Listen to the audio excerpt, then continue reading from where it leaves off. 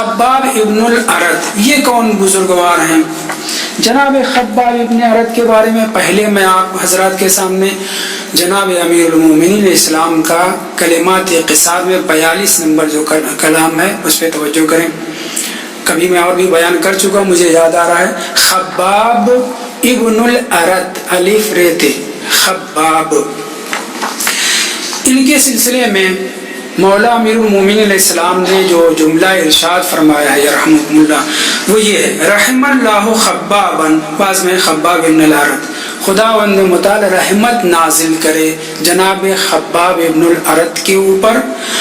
فلقد اسلم راغبا، اسلام لائے تو رغبت کے ساتھ، چاہت کے ساتھ اسلام لائے، کسی کے دباؤ میں اسلام نہیں لائے، خود سے اسلام قبول کیا.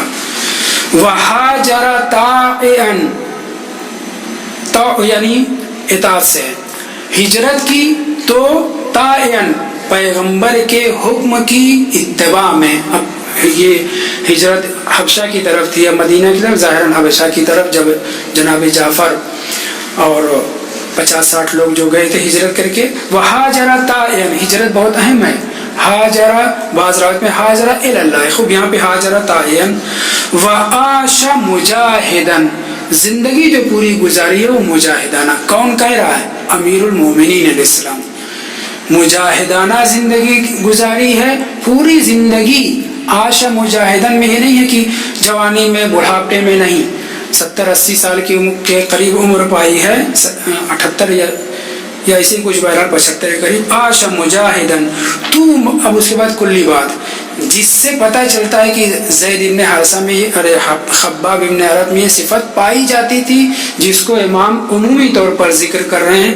طوبی لمن ذکر المعاد، اس شخص کے حال خوشاب حال، یا درخت طوبہ ہے جنت کا اس شخص کے لیے کہ جو موت کو یاد رکھے. خوب یہ مصباح النور میں انشاءاللہ گفتگو کریں گے. وعمل للحساب، کام کرے، اعمال عبادتیں کرے تو یہ جان کرے کہ حساب ہونا ہے. وقنع بالکفاف، قناع یعنی قانع ہونا، مطمئن رہنا، اسی پہ اپنے آپ کو پورا کر لینا.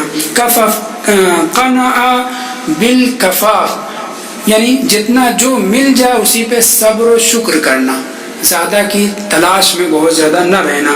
ورضی عن اللہ، اور خدا سے راضی رہے. یہ ساری صفتیں، 3 صفتیں تو پہلے ذکر ہو چکی ہیں، بعد کی 3 صفتیں کیا کلی ہے، لیکن پتہ یہ چل رہا ہے کہ جناب خباب کی تعریف بھی ہو رہی ہے کہ وہ پوری زندگی مجاہدانہ انہوں نے گزاری خدا کے لیے. اور پھر بعض چیزیں ذکر کرنا ضروری ہے کہ کون یہ بزرگوار تھے. بہرحال سنی نظری میں سے کیا ہوا کہ سب سے پہلے اسلام لانے والے خباب ابن ارت تھے.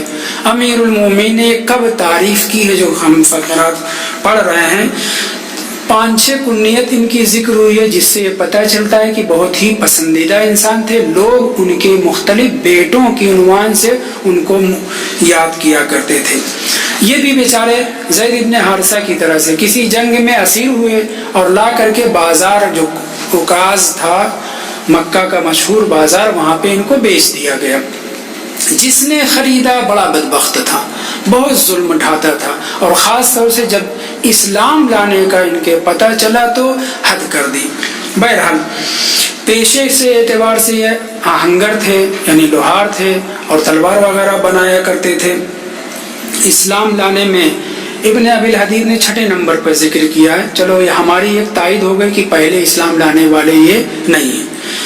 بہت ستایا گیا، بہت ظلم اٹھایا گیا، لیکن اس بندے خدا نے اتنی سختیاں جھیلنے کے باوجود وحدانیت الہی سے ہاتھ نہیں اٹھایا، رسول خدا کی رسالت سے ہاتھ نہیں اٹھایا.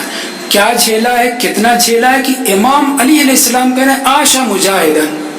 سنیے، ایک روز ملعون ثانی اپنی خلافت کے زمانے میں پوچھ بیٹھا ان سے کہ اہل مکہ سے تمہیں کیا کیا اذیت ملی، کیا کیا ستایا گیا. میں بہت سے بارک کے لوگوں کے بارے میں جانتا ہوں، جیسے عمار یاسر کے جو ستایا گیا تھا وہ یہ جانتا تھا، دیکھ بھی چکا تھا، لیکن اس نے خباب کے بارے میں سنا تو تھا کہ ان کو بہت جھلایا گیا، بہت ستایا گیا ہے. اور اپنی خلافت کے زمانے میں مطلب کیا ہو گیا، تقریباً 17-18 سال کے بعد، کیونکہ 10 سال پیغمبر پہ 2.5 سال ملعون اول، پھر اپنی خلافت کے زمانے میں کسی دور میں 1516 ہجری میں اسی زمانے میں یا آخر عمر میں پوچھا ہو، معلوم نہیں، کہتا ہے کہ تمہیں مکے میں کیا اذیت دی گئی، کیا ستایا گیا ہے؟ تو انہوں نے کہا کہ جناب میری پیٹھ سے کپڑا ہٹا کر کے آپ دیکھ لیجئے۔ ملعون ثانی اٹھا اپنی جگہ سے گیا، کپڑا ہٹایا، کیا دیکھا؟ کہتا ہے ما رأیت کل یوم ظہر رجل، آج جیسی پیٹھ میں نے آپ کی دیکھی ایسی کسی انسان کی پیٹھ نہیں دیکھی ہے۔ پشت اتنا زیادہ خراب، اتنا زیادہ ان کو اذیت دی گئی تھی کہ یہ بول پڑا کہ ایسی آج تک میں نے کسی کی پشت کو نہیں دیکھا ہے۔ اور پوچھتا ہے کہ کیسے کیا کرتے تھے؟ تب بتلایا، توجہ، اوقدوا لی نارن، میرے لیے آگ کا شعلہ بھڑکاتے تھے، وصحبت علیہا، سین حیب، سحب یعنی کھینچنا، یا یہاں پہ اس سحب یعنی پرنٹ کرنے کے معنی میں اور کمپوزنگ کرنے کے لیے بھی آتا ہے۔ اوقدوا لی نارن، وہ لوگ مجھے میرے لیے آگ بھڑکاتے تھے اور پھر پیٹھ کے اعتبار سے باندھ اٹھ کر کے اسے کھینچتے تھے۔ آگے کہتے ہیں فما اطفاها الا ودق ظہری، ان آگ کے شعلوں کو بجھا دیتا تھا مگر کیا چیز؟ میری پشت کے گوشت اور چربی۔ ودق کہتے ہیں چربی، چربی دار گوشت کو ودق کہا جاتا ہے۔ یہ مارنے اور اننے کے علاوہ بات ہو رہی ہے کہ اس قدر ان کو اذیت دی گئی کہ آگ کے اوپر، انگارے کے اوپر ان کو جو ہے کھینچا جاتا تھا اور پوری پیٹھ جل گئی تھی، یہاں تک کہ چربی، بدن کی چربی بھی پگھل گئی تھی۔ کیسا جسم ہو گیا ہوگا کہ اس ملعون ثانی کو اعتراف کرنا پڑا کہ ایسی پیٹھ میں نے آج تک کسی انسان کی نہیں دیکھی ہے۔ عاشا مجاہدن صرف یہی کافی نہیں ہے، یعنی جب اسلام لائے تب سے جب تک کافرین کے اختیار میں رہے، جب تک ہجرت نہیں کی تب تک ستائے گئے، اس طریقے سے کہ جس کا تذکرہ بھی ہوا۔ اس کے بعد ہجرت کی پوری زندگی مجاہدانہ، اگر حبشہ گئے اور وہاں سے واپس آئے 7-8 ہجری میں فتح خیبر کے روز یہ لوگ واپس آئے تھے، حبشہ تھے، تو یہ زندگی مجاہدانہ، اس سے پہلے بھی زندگی مجاہدانہ۔ جب مدینہ پہنچے، پیغمبر اسلام بھی مدینہ پہنچے، یہ بھی مدینہ، پہلی جنگ بدر سے لے کر کے پیغمبر کی ساری جنگوں میں شریک ہوئے۔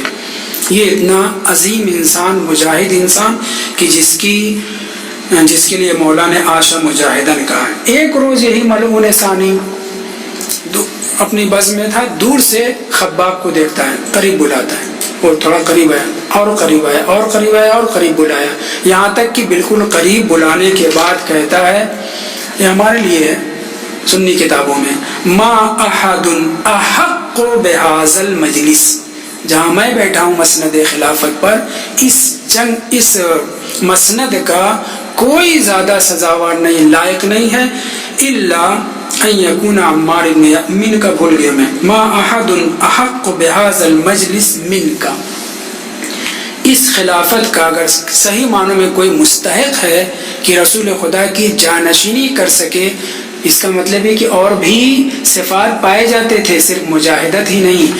خود اعتراف کر رہا ہے کہ اس مقام اور منزل کا کوئی مستحق نہیں ہے آپ سے زیادہ۔ ہاں الا ان یکون عمار ابن یاسر، پتہ چلا کہ جناب عمار کو جو شہید ابن الشہیدین ہیں، والد بھی شہید، والدہ بھی شہید، خود بھی شہید، بڑھاپے میں امیر المومنین کے ہم رکاب ہو کر جنگ صفین میں شہید ہوئے، فیہ باغیہ نے آپ کو شہید کیا، تو شہید ابن الشہیدین یہ بزرگوار، ان کو جو اذیت دی گئی تھی اسے معلوم تھا، لہٰذا موازنہ کر رہا ہے کہ اگر اس خلافت کا کوئی مستحق ہے اس وقت تو یا تو تم ہوا ہے خباب ابن الارد یا جناب عمار ابن یاسر۔ میں کہوں گا ملعون، تجھے یہ نہیں پتا ہے کہ سب سے زیادہ مستحق ان دونوں کے مولا و آقا امیر المومنین علیہ السلام ہیں، لیکن ان کا نام نہیں لے رہا ملعون۔ کوفہ تشریف لائے، ایک روایت میں کہ 37 ہجری میں جنگ نہروان سے پہلے اس دنیا سے رخصت ہوئے، دوسری روایت میں نہیں، 39 ہجری میں مولا کی شہادت سے 1 سال پہلے اس دنیا سے رخصت ہوئے۔ اور جناب امیر المومنین علیہ السلام نے توجہ امیر المومنین علیہ السلام نے اس بزرگوار کی تشریح جنازہ صرف نہیں کی، نماز جنازہ خود پڑھائی اور پھر لاشیں کو سب سے پہلے مولا کے اصحاب میں سے وادی السلام میں دفن ہونے والا، یعنی اپنے مولا سے بھی پہلے جناب خباب ابن الارت ہیں۔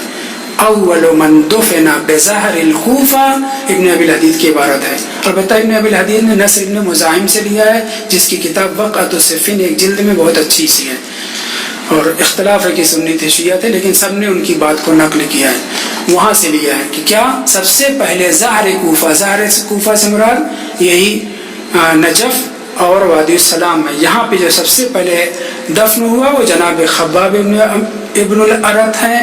انہی کی نماز جنازہ امیر المومنین علیہ السلام نے پڑھائی ہے اور لاشے پر جنازے پہ کہا رحم اللہ خبابن، اور آپ کے سامنے میں پوری گفتگو کر چکا ہوں کہ امام نے حجت خدا پوری زندگی کے لیے کہہ رہے ہیں عاش مجاہدن ہاجر تائعا اسلم راغبا طوبى لمن ذکر المعاد وعمل للحساب ورضی عن اللہ۔ یہ وہ کلمات ہیں جو نہج البلاغہ کی زینت ہیں، اور قیامت تک یہ کلام باقی رہے گا۔ خباب کے اوپر ہم سب کا سلام ہو، ہم سب کی طرف سے ان کی جنازہ ان کے بیٹے لے گئے تھے کوفہ میں، وہ دوسرے ہیں، وہ تو وہاں پہ دفن ہے نا صافی صفا میں۔ یہ خباب ابن الارت اور یہیں کے بیٹے جناب عبداللہ ابن خباب جن کا تذکرہ پہلے ہو چکا ہے، ان کو شہید کیا گیا، خوارج نے شہید کیا، ان کی زوجہ کو شہید کیا، شکم چاک کر دیا، بیٹے کو مار ڈالا، اور پھر امام نے ان سے پوچھا کہ تم لوگوں میں سے کس نے عبداللہ ابن خباب کو شہید کیا ہے؟ تو خوارج میں سے ایک بولا، دوسرا بولا، تیسرا بولا، چوتھا بولے کلنا قتلناہ، سب نے کہا کہ ہم نے مارا، ہم سب نے مارا ہے۔ اور پھر جنگ نہروان خوارج کا جو قلعہ کما امام نے کیا ہے، ستیہ ناش کیا ہے ان کا، کس وجہ سے؟ ایک پہلو جنگ کی ابتدا کے لیے بتاؤ تو معمور تھے، ناقصین قاسطین اور مارقین سے جنگ کرنے پر مولا معمور تھے، لیکن سبب وجہ آغاز جنگ مولا نے روک رکھا تھا۔ جب جنگ کا آغاز کہاں سے ہوا؟ یہاں سے، کہ جب جناب عبداللہ ابن خباب ابن الارت، یعنی انہی خباب جن کا تذکرہ ہو رہا تھا، ان کے بیٹے کو، ان کی زوجہ کو، ان کی حاملہ زوجہ تھی، ان کے بیٹے کو بھی اور بیوی کو بھی جب شہید کیا گیا، تب اس کے بعد امام نے جنگ کا آغاز کیا ہے۔